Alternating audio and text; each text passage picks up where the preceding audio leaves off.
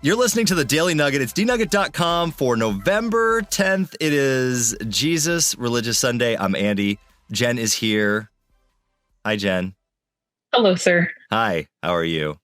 Hey, it's kind of awkward. What's going on? We're almost wearing like a same colored shirt. Kind of. Did your shirt say the same thing as mine? Chasing babies in Jesus? Yeah, we should get you that shirt. Andy says Avril Lavigne on it. No, it does not. Although we could do it, a Jesus Religious Sunday and Avril Lavigne because she did come out with a Christian song. Remember that, Jenn or Janelle? I actually thought that something about the water, right? Head above water. Musically, It was awesome. Theologically, it was a little shallow. I don't was during your time when you were at the house too, right, Janelle? When that was released. Maybe, but I don't remember the song specifically. Yeah, we never played it. We never actually played it, but That's why I didn't remember it.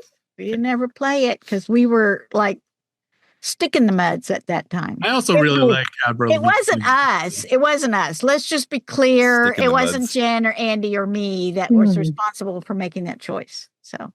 Well, I mean, you guys don't work there anymore, so you can kind of say whatever you want. Except for Andy might be working there. We are not the stick in the muds? No. The sticks. We were not the sticks in the mud. I should have said it that way. Awesome. Producer Sam is here as well. Hi. This is a little, and it's a Jesus Religious Sunday. And Jenn, this might be before your time. When were you born? 1990. Okay. All right. Oh, she's young enough to maybe remember some of these. We'll see. They still exist. We'll see. Okay, so I'm gonna unveil the 90s Christian starter pack, and we should see how much Jenn remembers from that wonderful era.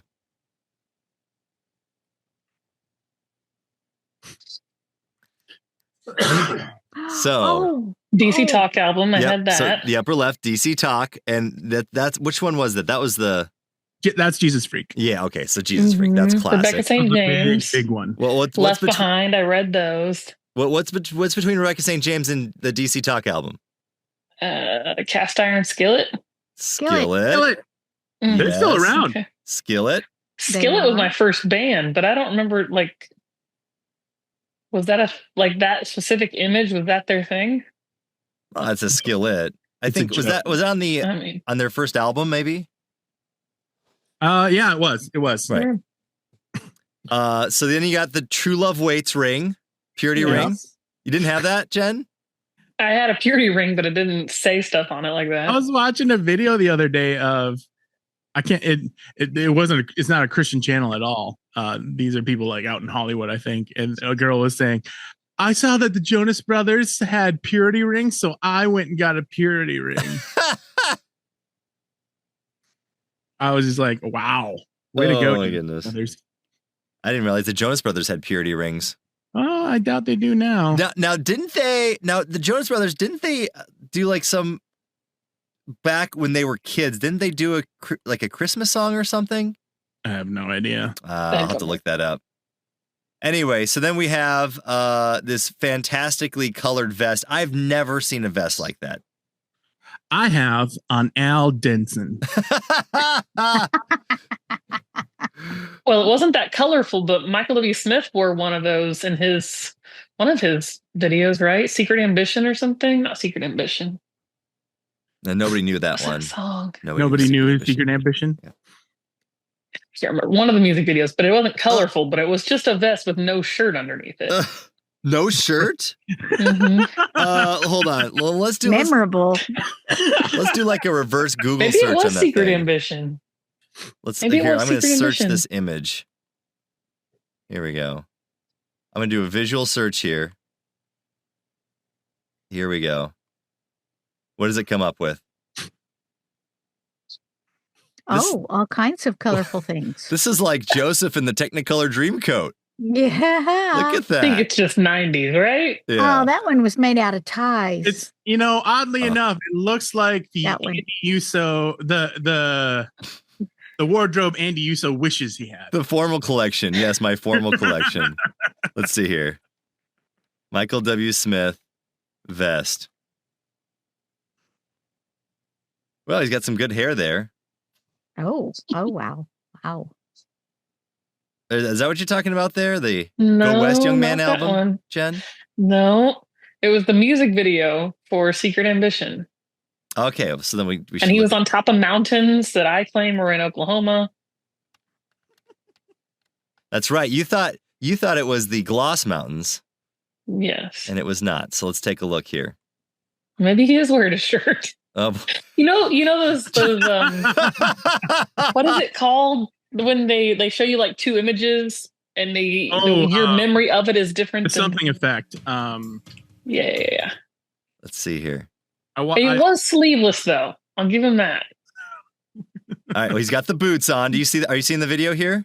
Mm-hmm. Yes.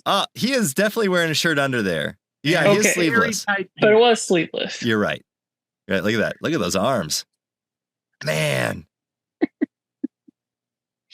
There he is. I like that he's comparing his walk to Jesus. Uh-huh. Oh. Hey, pause it right back there on Jesus. Where he's talking. Right there. Yeah. That is exactly what Andy looked like last night during Halloween. I'm not even joking. The Hagrid costume that my wife had me put on. Yep. I looked like that. But I didn't scare. Kids didn't want to come to me. I scared them. No, they didn't. Well, it was. Did you have a wig? Yes. Because that guy's got hair. I had a wig and a giant beard. Hold on. Let me go back to the picture here. Oh, yeah. There we go.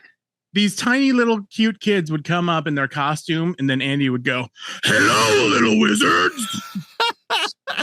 Yikes. And the first girl that came up, I think, almost cried. Let's just try to play the role. It's like, why must you scare the Would you children? like some candy? You're scaring them. Probably things you shouldn't yell. So funny. Kids. But it was Halloween, so they're accepted. One thing I'm noticing about this 90s Christian starter pack is that when I glanced at this the first time, that Rebecca St. James picture, like I thought it was Alanis Morissette at first. Oh yeah, she was the Christian Alanis Morissette. Well, let's search the image again. Let's see what we get from that. Here we go. That was her journal, 40-day journal. We had one of those in our house. Did you go through it? No, because it was Lindsay's. Didn't want to read her private thoughts. I remember when my kids were little and they would write in their little journals at night. Uh-huh. And then one time my wife and I went to look at them. We were going to find some secrets. And it was just like, I love my dog. Yeah, like what age? What kind of secrets are you expecting from kids that are under 10? I really don't know. I remember I had a journal though. That was pretty awesome. I don't remember what I wrote in it, but I think there's a time where everybody has a journal. Did you have one, Jen? I did. I had several. I had one that had a lock on it that was janky and awful, but I loved it.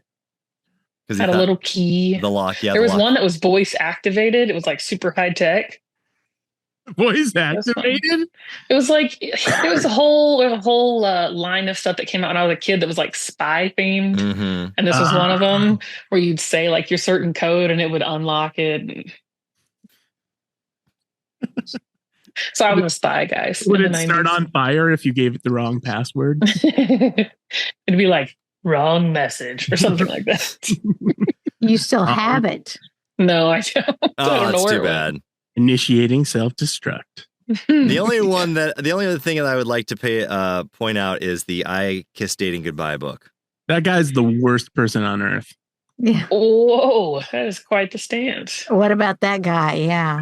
As a teenager in the 90s, he ruined high school for many Christian boys. Yep. I was there too. And now he's left the faith too. He's not a Christian.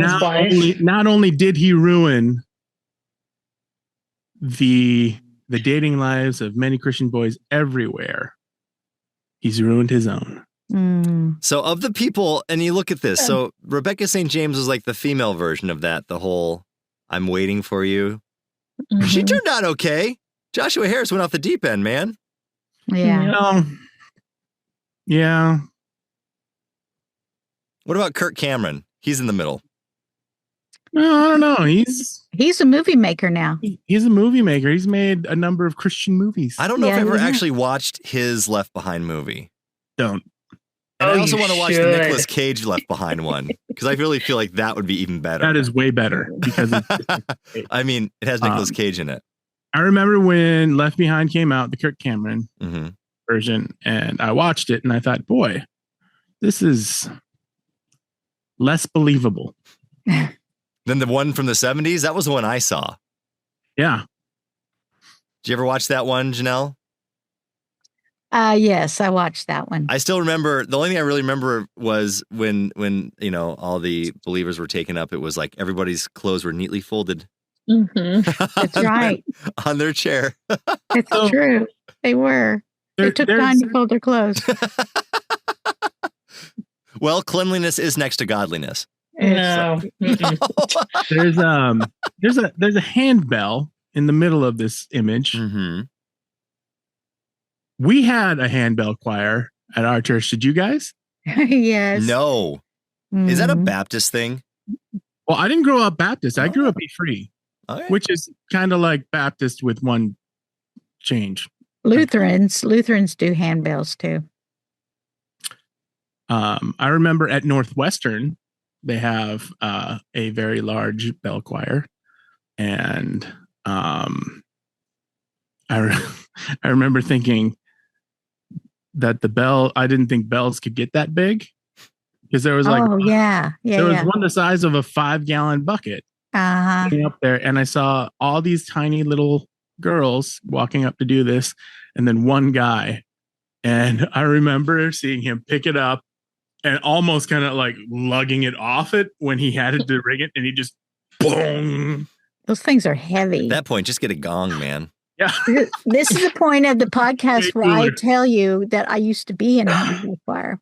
That does not surprise me in the least, but please tell me a story about it.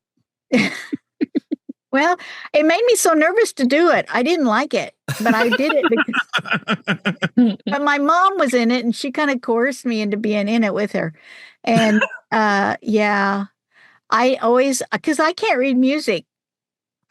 Imagine that. And so I just I would always mark with a highlighter when it was my turn to go, and so it was the worst. I finally quit because I thought I don't want to be nervous all the time. I assumed that's what all handbell people did. Yeah, probably so. Janelle, you just got to feel the bells. Only on Christmas. Only on Christmas. And that's the Nugget. NuggetHateMail@gmail.com. Tell me what your favorite part of the 90s Christian starter pack is. Yes. NuggetHateMail@gmail.com.